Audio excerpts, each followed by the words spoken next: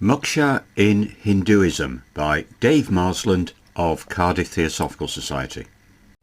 In Hinduism, moksha is often described as the liberation of the individual soul, Atman, from the cycle of samsara, the cycle of death and rebirth, and the attainment of union with the ultimate reality, or the divine, Brahman. The pursuit of moksha is grounded in the belief that human life is characterized by suffering and impermanence, and that liberation from the cycle of birth and death is the only true and lasting source of happiness and fulfillment. The concept of moksha is closely associated with the idea of karma, the law of cause and effect that governs the physical, moral and spiritual consequences of one's actions.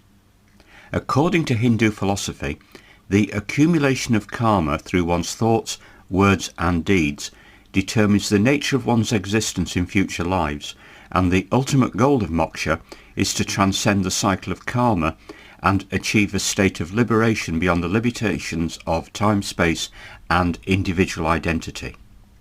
The path to moksha is traditionally described in terms of the four Purusharthas, or goals, which provide a comprehensive framework for the ethical, social and spiritual dimensions of human life. Dharma, the pursuit of righteousness and moral duty, is seen as the foundation for all other goals and is considered essential for creating the conditions necessary for spiritual growth and self-realization. Artha, the pursuit of material prosperity and success, is also recognized as a legitimate and necessary aspect of human life, as long as it is pursued in accordance with Dharma and does not become an end in itself. Kama, the pursuit of pleasure and enjoyment, is likewise considered a valid and important dimension of human experience, as long as it is guided by ethical principles and does not lead to attachment or selfishness. Moksha itself is also included as a Purushartha. The pursuit of moksha is often associated with renunciation and ascetic practices, as well as with the cultivation of knowledge, wisdom and devotion. The classical paths to moksha are known as Karma Yoga, the path of selfless action, Jnana Yoga, the path of knowledge and wisdom, Bhakti Yoga, the path of devotion and love, and Raja Yoga, the path of meditation and self-discipline.